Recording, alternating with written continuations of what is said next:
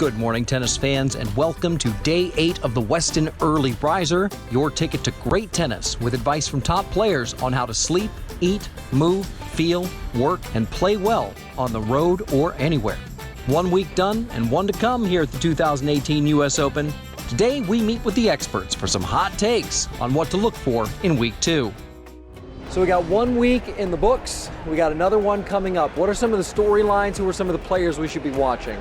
Well, of course, you think of Roger Federer, Rafael Nadal, Novak Djokovic on the men's side. They really stick out. And, I think Rafa's playing very good tennis. Looking to repeat here for the first time.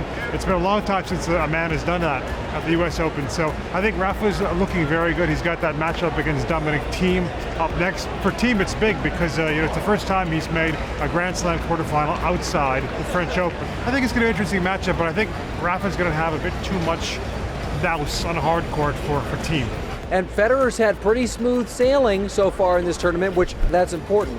Yeah, very, very important. You look at the last match against Nick Kyrgios, which once Federer won that first set, he really cruised thereafter. And I think what we're waiting for in terms of the second week, once the draw came out, Federer, Djokovic, and you really don't think anything is going to stop that because their opponents in the next round are actually quite similar. Federer is playing John Millman, and Djokovic's taking on João Sousa. I don't think they're going to have enough to hit through Federer and Djokovic, and I think we're all looking forward to that. And who is a player who might be a little bit off our radar right now, but who you have a feeling could make some noise as we get later into the tournament? Well, a couple of players. I would say, first of all, Juan Martín del Potro, if he can be under the radar, but he's not inside the big three, so I would say maybe. And Del Potro loves playing in New York. He has a huge bunch of fans traveling with him, rooting him on. So I think he's somebody who we should look forward to. And also Marin Cilic. Let's not forget, he's the winner here. 2014, had a huge comeback win against Alex de Minaur. Great atmosphere. Match ending at around 2:30 a.m. in the morning. And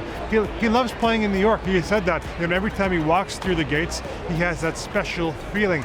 At the halfway point of the U.S. Open, how's the women's side of the draw looking? I think so far the women's side is all Serena Williams. It was so hard to know coming in because she hadn't had a strong hard court season how motivated she would be, how good her tennis would be when she got here, and boy, she has answered all of those questions, looking terrific.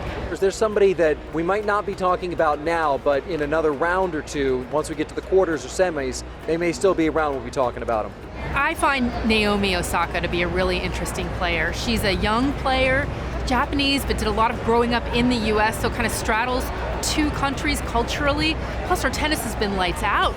She's fearless. She cruised through her last round, and I just think she's somebody to keep an eye on. We're looking at the bracket. We're looking if we get to the semis and the finals. What's a likely scenario in your mind? I've been impressed by Maria Sharapova.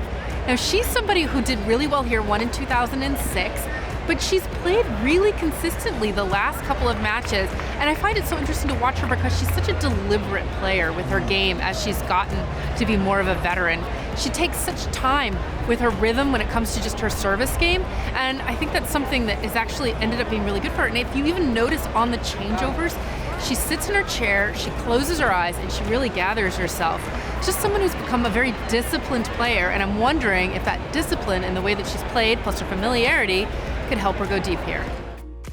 And one of those women vying for a shot in the quarterfinal is 2014 Australian Open finalist and 2018 Wimbledon quarterfinalist Dominika Cibulkova. Let's see how she's feeling ahead of her next match and why sometimes time off can be a recipe for success.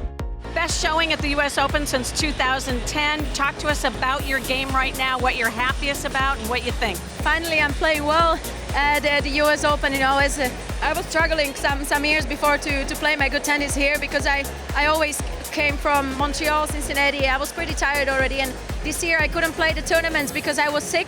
So, I'm pretty fresh and playing well. So next round, you're going to face Madison Keys. She's won all 4 meetings. What do you remember of those matches? What do you know about her game, and what do you need to do? Yeah, last time we played, I lost to her, and I think at Singapore, was it right? And yeah, she's always a big challenge for me, and I have nothing to lose, and I just gonna try to come up with some plan against her. Do you think that this is the best you've played in a long time? How do you like your chances against her?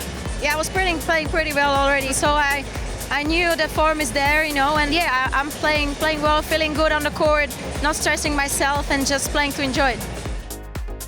The road to the quarterfinals begins today. Thanks to our guests, and thank you for joining us on day 8 of the Westin Early Riser. We hope you enjoy all the U.S. Open action today. And until tomorrow, stay well.